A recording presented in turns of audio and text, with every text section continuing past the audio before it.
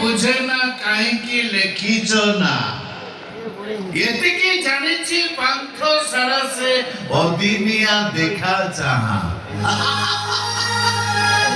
जीवन दीर्घ 45 वर्ष जीवन भितर देवीदास मिश्र किसी बुझु कि न बुझु ये बुझी परीक्षा दबाको कई जड़े ऊपर वाला को वो ठिकाना दे दीजिए जीवन सारा खाली परीक्षा पास करिबा मो कपाल रे नाही धन्यवाद मिस्टर ईश्वर मो पर विश्वास रखी दिवारो अशेष अशेष धन्यवाद। अरे भाई केही जड़े कहिथिले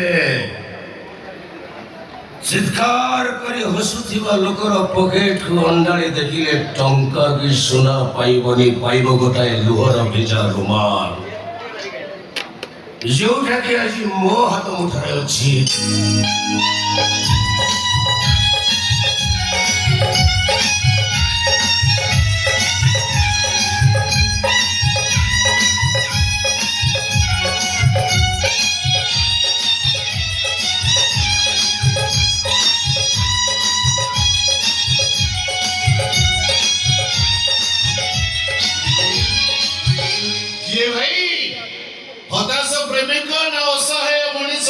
मिश्रित भाग फल भाई शेष रे परास्त विश्वास ए पांथशाला रे हृदय रे पांथशाला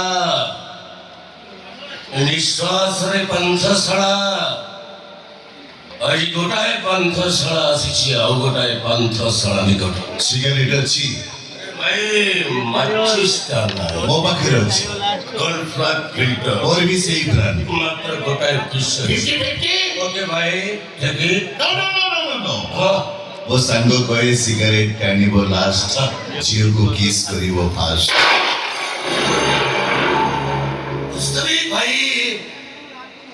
वास्तविक स्थिति गोटे नियारा चार्म था अच्छा भाई वर्षा अंधार राति रे पांथशाला रे कोन करूछ मो जदि तमको सही प्रश्न पचारे खुजुची मो हजिला अतीत को खुजुची मो हजिला प्रेमिका को जहाँ ना सहित मो ना को जोड़िए पांथशाला कांथरे स्पष्ट भाव मु गोटी गोटी करी लिखि दे जाइथिले मो खोजुची मो प्रेमिका को जाको मो निज जीवन ठु बेसी भलो पाउथि। अरे भाई तमरो पुनी प्रेमिका नो ता मो भीतर प्रेम कृष्ण सुदामार कालिया बंधु महांती प्रेम अच्छा भाई बंधु का कथा कहूच तो एई मानता चिन्नी पारलानी भूल बुझिला मते भाई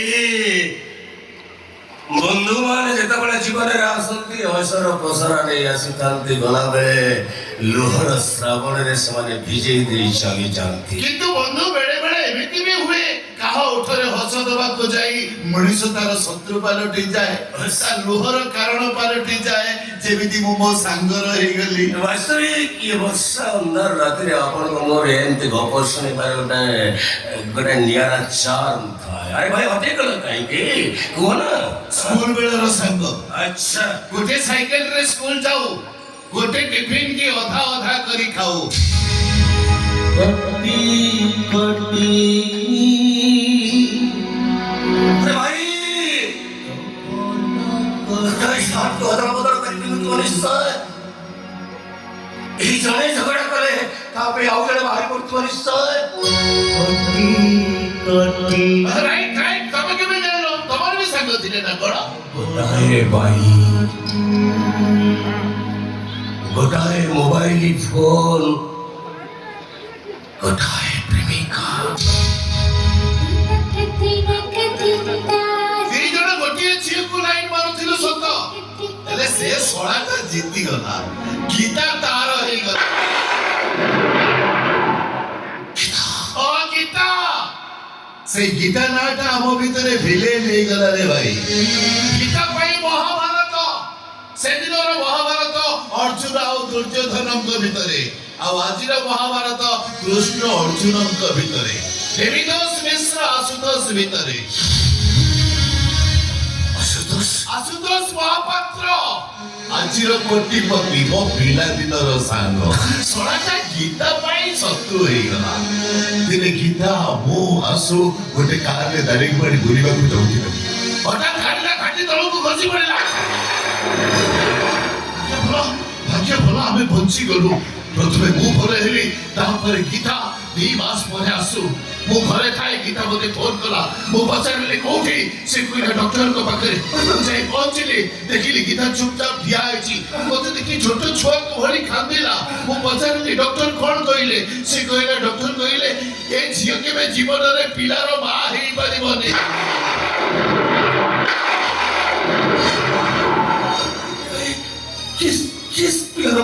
ଗୀତା ସେତେବେଳକୁ ଗୀତା ସହିତ ମୋ ସାଙ୍ଗର ବାହାଘର ଡେଟଟା ଫାଇନାଲ ସରିଥାଏ। ସେତିକି ବେଳେ ଗୀତା କହିଲା ମୁଁ ବାହା ହେବିନି। କାହିଁକି ଭାବନି? ବାହାଘର ଅର୍ଥ ସନ୍ତାନ ସୃଷ୍ଟି କରିବା ଦଉନା। ଅନେକ ବୁଝେଇଛି ହେଲେ ବୁଝିଲାନି। କହିଲେ ନିଜ ପ୍ରେମିକକୁ ପାଇବା ପାଇଁ ଗୋଟେ ବଂଶର ଭବିଷ୍ୟତ ସହିତ ଖେଳିବା ପାପ। ଏଇ କଥାଟାକୁ ତମେ ସେଦିନ ପ୍ରେମିକ ରାଣ ପକେଇଦେଲା ମୋ ସାଙ୍ଗର ରାଣ। ଜଗନ୍ନାଥଙ୍କ ରାଣ ପକେଇଥିଲେ ମୁଁ କହିଦେଇଥାନ୍ତି, ହେଲେ ମୋ ସାଙ୍ଗର ରାଣ ପକେଇଦେଲା ଇଡିଏଟଟା। ଯୋଉଥିପାଇଁ କି ଏତେ ଆସକୁ ମୁଁ ଏ କଥା କହିପାରିନି। କେମିତି କହିବି? ରାଣ ପକେଇଛି, ମୋ ସାଙ୍ଗର ଅମଙ୍ଗଳ ହବନି। ତାପରେ ଗୀତା କଣ ଅନ୍ୟ ଜାଗାରେ ଭାବି ସେଇଠି ତ ଟୁଇଷ୍ଟ। ମୁଁ ଗୀତାକୁ କହିଲି ଗୀତା ତମେ ଯଦି ଆସକୁ ବାହା ନ ହବ ସେ ସେମିତି କୁଆରା ହେଇ ରହିଯିବ। ତମେ ଯଦି ଆଉ କାହାକୁ ବାହା ହବ ସେ ଆତ୍ମହତ୍ୟା କରିଦବ। ଗୀତା କଣ କହିଲା? ଗୀତା କହିଲା ସବୁଠୁ ଭଲ ହବ ମୁଁ ଆତ୍ମହତ୍ୟା କରିଦେବି। ମୁଁ ତାକୁ କହିଲି ଗୋଟେ କାମ କର, ଚାଲ ମୁଁ ତମ ସ୍ୱାମୀ ହେଇଯିବି। ମିଛି ମିଛିକା ସ୍ୱାମୀ କାହିଁକି ପଚାର? କାହିଁକି? ମୋ ସାଙ୍ଗ ମୋ ପାଇଁ ଯେତିକି ମୂଲ୍ୟବାନ, ମୋ ସାଙ୍ଗର ପ୍ରେମିକା ତ ସେତିକି ମୂଲ୍ୟବାନ।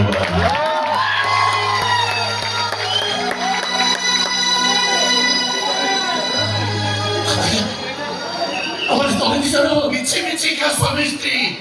ତା ମଥାର ସିନ୍ଦୁର ଦୁନିଆ ପାଇଁ, ତା ହାତର ଶଙ୍ଖା ବଦନାମରୁ ବଞ୍ଚିବା ପାଇଁ, ଆଉ ବର୍ଷକୁ ଥରେ ତା ହାତର ଗୋଟିଏ ରାକ୍ଷୀ ମୋ ହାତ ପାଇଁ।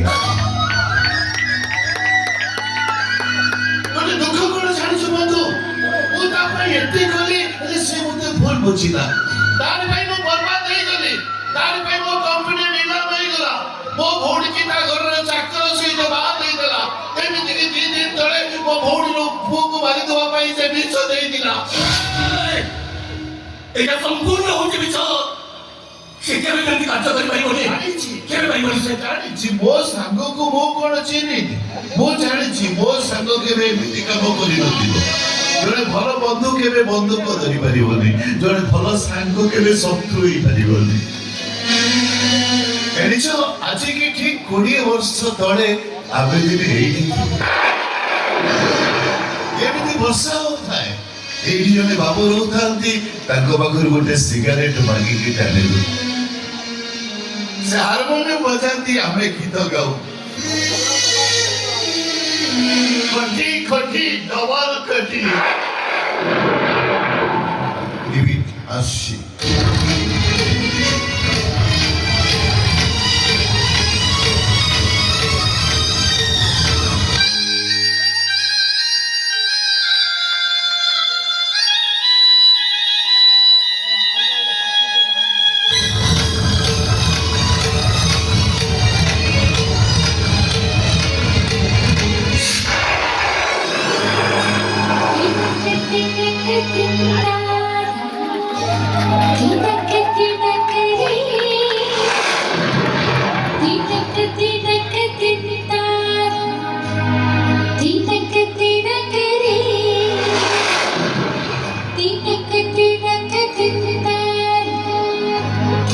कटी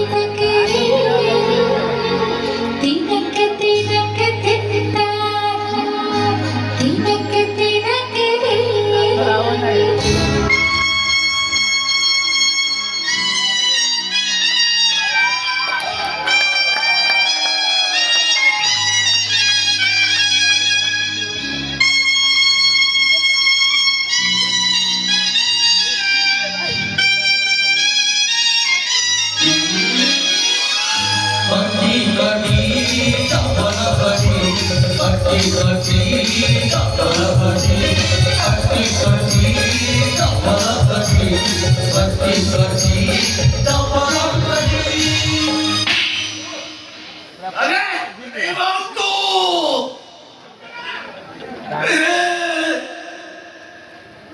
ଏତେ ବଡ଼ ଘଟଣା ଘଟିଗଲା। ଆଜି ପର୍ଯ୍ୟନ୍ତ ତୁ କଣ ପାଇଁ ମୋ ପାଖରେ ଲୁଚେଇ ରଖିଥିଲୁ?